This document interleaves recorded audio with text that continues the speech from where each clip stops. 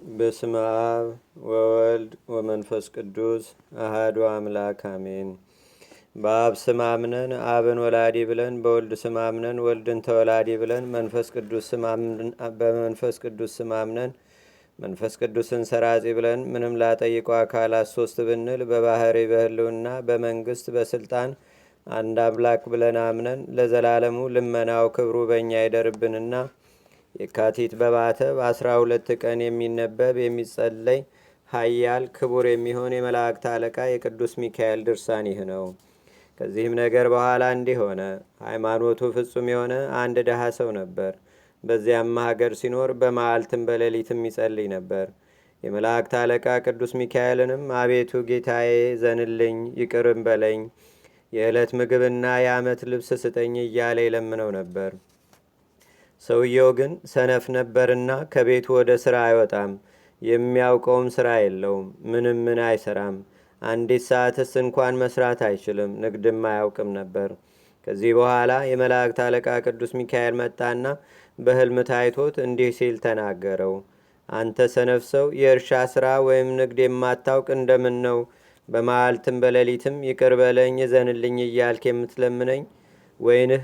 ወይም ስንዴህ ወዴት አለ? ደክመህ የሠራኸው ሥራህስ ወዴት ነው? ባርክልህ ዘንድ አለው። አንተ ሰነፍ ሰው ሆይ፣ የምትሸጠው የምትለውጠው ገንዘብም ቢሆን የለህምን? ጌታዬ ሚካኤል እዘንልኝ ራራልኝ እንደምን ትላለህ? እባርክልህ ዘንድ የምባርክልህ ሥራህ ወዴት አለ? የዓለሙ ሁሉ አባት የሚሆን አዳምን በዲያብሎስ ተንኮል የፈጣሪውን ትእዛዝ ባፈረሰ ጊዜ አንተ ከእሷ የተፈጠርክባት ይህች ምድር ናት። ወደ እርሷም ተመልሰ ትገባለህ።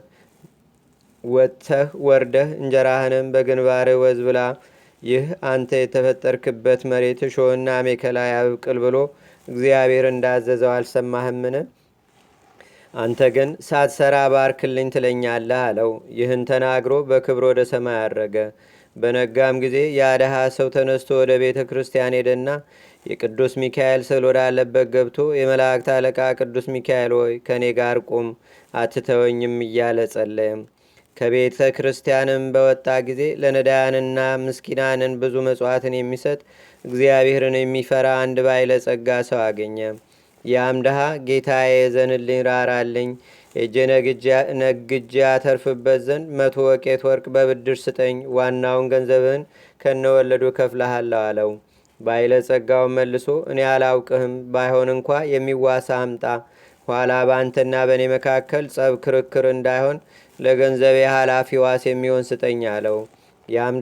ያም ድሃ ሰውዬ ባለጸጋውን እንዲህ አለው፣ ገንዘብ የሌለኝ ከመሆኑ የተነሳ የሚዋሰኝ አላገኝም፣ ፍጹም ድሃ ነኝና። ይልቁንስ ተነስ፣ አንተና እኔ ሁለታችንም የመላእክት አለቃ የሚሆን ወደ ቅዱስ ሚካኤል ቤተ ክርስቲያን እንሂድና ጌታዬ እርሱ ይዋሰኛል አለው። ባለጸጋውም የመላእክት አለቃ በሚሆን በቅዱስ ሚካኤል ካመንክበትስ እኔም አምንበታለሁና እሺ ተነስ እንሂድ አለው። ከዚህ በኋላ ሁለቱም ወደ ቤተ ክርስቲያን ሄደው ከቅዱስ ሚካኤል ስዕል ፊት በአንድነት ቆሙ። ያም ድሃ ጌታዬ የመላእክት ሁሉ አለቃቸው የምትሆን ቅዱስ ሚካኤል ሆይ ገንዘቡን እስክከፍለው ድረስ ስለዚህ ባለጸጋ ተዋሰኝ፣ አላመነኝምና ከዛሬ ጀምሮ እስከ ሰኔ 12 ቀን ድረስ ወርቁን ለባይለ ገንዘቡ እመልስለታለሁ ብሎ ጸለየም። ባይለ ጸጋውም ነገርህን ሰማው፣ ተነስ ሰጥህ ዘንድ እንሂድ አለው። ይህ ነገር ለሱ ድንቅ ሆኖበታልና። ከዚህ በኋላ ከቤተ ክርስቲያን ወጥተው ሁለቱም አንድነት ወደ ባይለ ጸጋው ቤት ሄዱና ባይለ ጸጋው 100 ሚዛን ወርቅ ሰጠው። ከዚህም በኋላ ደሃ ሰው ባይለ ጸጋው የሰጠውን ገንዘብ ይዞ ደስ እያለ ወደ ቤቱ ተመለሰና ሮም ወደሚባል ሀገር ለንግድ ሄደ። ከዚህም በኋላ ንዑድ ክቡር የሚሆን የመላእክት አለቃ ቅዱስ ሚካኤል በዓል የሚከበርበት ሰኔ 12 ቀን እንደሆነና ቀጠሮውም እንደደረሰ እሱም እንዳልተመለሰ አውቆ ከባድ ሐዘን ተሰማው። በልቡም ምን ማድረግ ይሻለኛል? የመላእክት አለቃ ቅዱስ ሚካኤልን ዋስ የሰጠውበት ቀጠሮ ደረሰ፣ ዛሬም መድረስ አይቻለኝም እያለ አሰበ። ከዚህ በኋላ እጁን ወደ ሰማይ ዘርግቶ በቆራጥ ልቦና በቀናችና በጸናች ሃይማኖትም አምኖ ወደ እግዚአብሔር አመለከተና ለባለ ዕዳው የሚሰጥ ያን 100 ብር ከትርፍ 50 ብር ጋር አድርጎ በከረጢት ቋጥሮ በውስጡም የመላእክት አለቃ የሚሆን የቅዱስ ሚካኤልንና የባይለ ጸጋውን ስም የራሱንም ስም ጽፎ በአንድነት አዘጋጀ። ከዚህም በኋላ ተነስቶ ወደ ሰራተኛ ወደ አንጥረኛ ቤት ሂዶ የብረት ሳጥን ስራልኝ አለው። እርሱም ሳጥኑን ሰራለት። ከዚያም ያን ከረጢት ወስዶ ከሳጥኑ ውስጥ ከተተና ቆለፈው። ከዚህ በኋላ የመላእክት አለቃ የሚሆን የቅዱስ ሚካኤል በዓሉ ዋዜማ ዕለት በባህር ዳርቻ ቆመና ጸሎተ ወንጌል እየጸለየ እግዚአብሔርን ፈጽሞ አመሰገነው። በበነጋውም የመላእክት አለቃ ቅዱስ ሚካኤል ሆይ ለአንተ ነግረሃለሁ። እኔ ከሩቅ አገር እንዳለሁ አንተ ታውቃለህ። እንደ ተዋስከኝም ዛሬ ደርስ ዘንድም እንደማይቻለኝም አንተ ታውቃለህ አለ። እነሆ የተዋስከኝንም ገንዘብ ከባህር ውስጥ ጣልኩልህ። ለባይለ ገንዘቡ አድርስልኝ። የእርሱና የኔ ቀጠሮ በዚህች በዓለ በሚከበርባት ቀን ነውና አደራህን የተበደርኩትን ገንዘብ መልሳ አግባልኝ አለ። ያን ጊዜ ታላቅ አሳ ወጥቶ ሳጥኑን ዋጠው። ያም አሳ 6 ወር ከ7 ቀን ያስኬድ የነበረውን መንገድ በአንድ ቀን ተጉዞ በበነጋው ፀሐይ ሲወጣ እስክንድሪያ በምትባል አገር አንጻር ወዳለ ባህር ዳርቻ ደረሰ።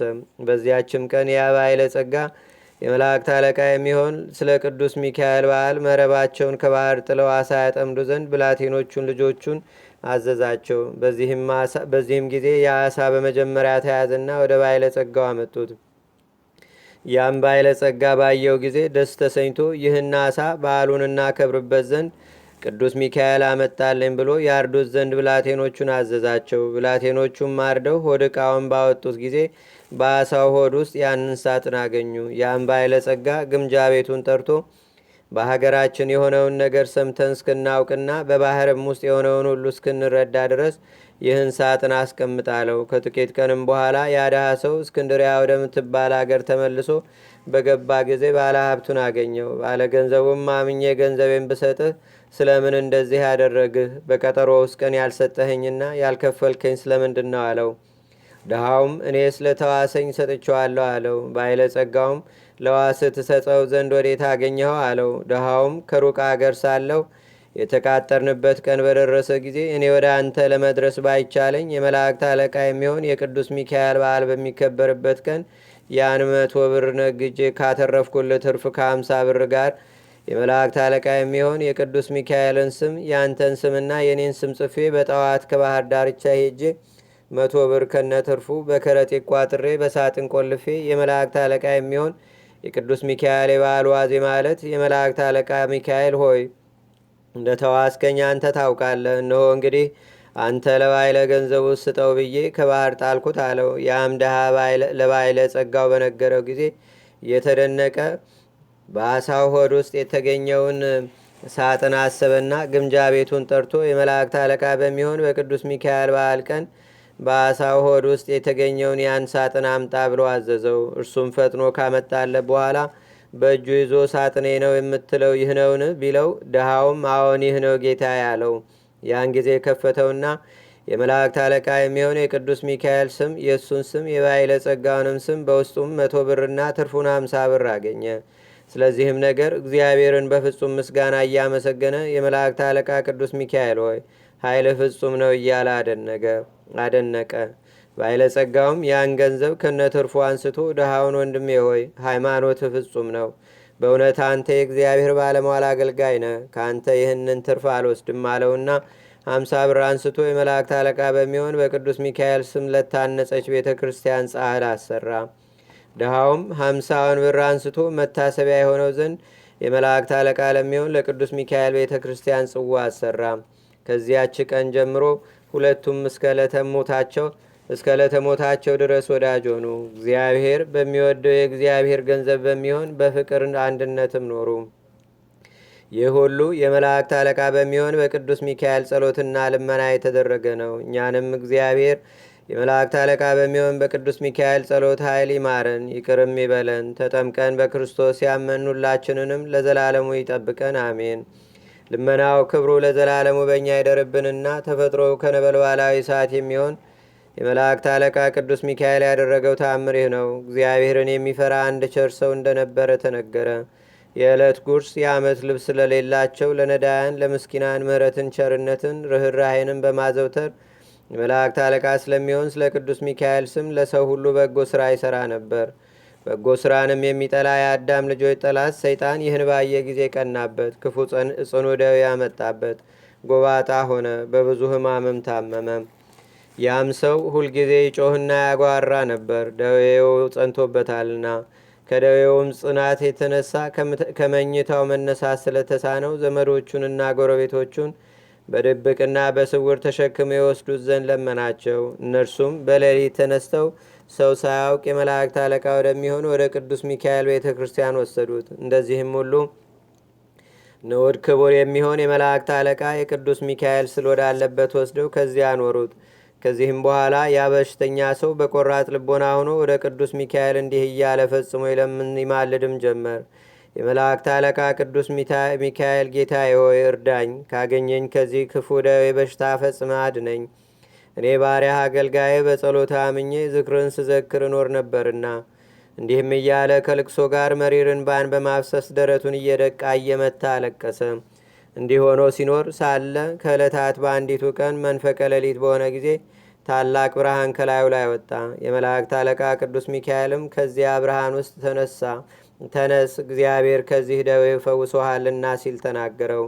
ያም የታመመ ሰው መልአኩን በዚህ በሚያስጨንቅ ደዌ በሽታ ተይዤ ተጨንቄ ስታያኝ ለምን ዘገየ? ፈጥነህስ ያልጎበኘኝ ለምንድን ነው አለው። የመላእክት አለቃ ቅዱስ ሚካኤልም መልሶ እነሆ እግዚአብሔር ፈውሶሃል፣ ጤናህንም ሰጥቶሃል። ዳግመኛ አትበድል፣ ኃጢአትም አትስራ፣ ከዚህ የሚከፋ መከራ እንዳያገኝህ አለው። ይህንንም ብሎት እጁን ዘርግቶ ሁለንተናውን እየዳሰሰ ተነስተ ሄድ፣ እግዚአብሔር ፈጽሞ አድኖሃልና አለው። ያን ጊዜ ከእንቅልፉ ነቃና ተነስቶ በእግሩ ሄደ። እግዚአብሔርንና የመላእክት አለቃ የሚሆን ቅዱስ ሚካኤልንም አመሰገነ። ከደዌው ስለ ዳነ ፍጹም ደስ አለው። የመላእክት አለቃ ከሚሆን በቅዱስ ሚካኤል ስዕል ፊት ሰገደ። ደስ ብሎትም በፍጹም ደስታ አመሰገነ። ሕዝቡም ሁሉ ይህን ፍጹም ታምራት ባዩ ጊዜ የመላእክት አለቃ የሚሆን የቅዱስ ሚካኤልን ክብሩን ገናንነቱንም አደነቁ፣ ምስጋናውንም አበዙ።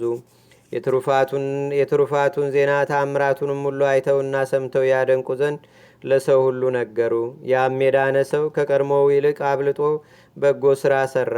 የምሕረትና የቅርታ መልእክተኛ የመላእክት አለቃ በሚሆን በቅዱስ ሚካኤል ጸሎትና ልመና ሙቶ ፍጹም መንግሥተ ሰማያት እስኪወርስ ድረስ በየወሩ በየ12ቱ ቀን ዝክሩን መዘከሩን አልተውም፣ ችላም አላለም።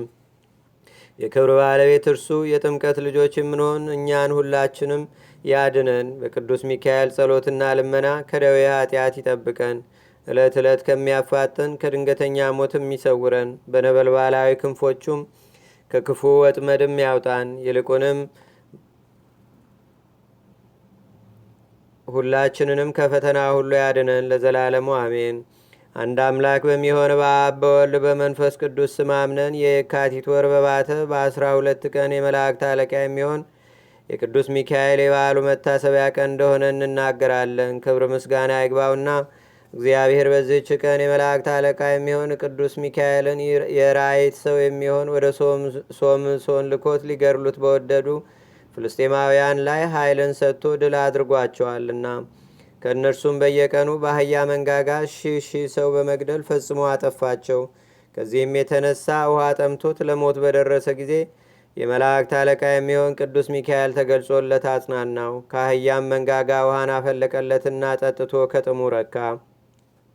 የፍልስጤም ሰዎችም ድል በተነሱ ጊዜ ከሚስቱ ጋር በመሻረክ ልዩ ዘዴ ፈጥረው ዓይኑን አጥፍተው ወደ ጣዖቶቻቸው ቤት ወሰዱት። ሆኖም የእግዚአብሔር መልእክተኛ የመላእክት አለቃ ቅዱስ ሚካኤል ተገልጾለት ኃይልን ስለሰጠው ሁሉንም ድምጥማጣቸውን አጠፋቸው። ስለዚህ የቤተ ክርስቲያን መምህራን ሐዋርያት የመላእክት አለቃ የሚሆን ንዑድ ክቡር የሚሆን የቅዱስ ሚካኤልን የበዓሉን መታሰቢያ በየወሩ በ12ቱ ቀን እንድናደርግ ዘንድ አዘዙ። ልመናው ጸሎቱ ለዘላለሙ ከእኛ ጋር ይኑር አሜን። ሰውን ለማረጋጋትና ለማስደሰት ታዛዥ ለሆነ ለቸርነትም ሰላም እላለሁ። ቅዱስ ሚካኤል ሆይ ማዳንህ ከቶ መቼ ነው እንዳልል የመጨረሻይቱንም ዘመኔን ከኃጢአት ባርነት ነፃ የምታወጣ አድርጋት። እስካሁን የተገዛውለት ይበቃዋልና።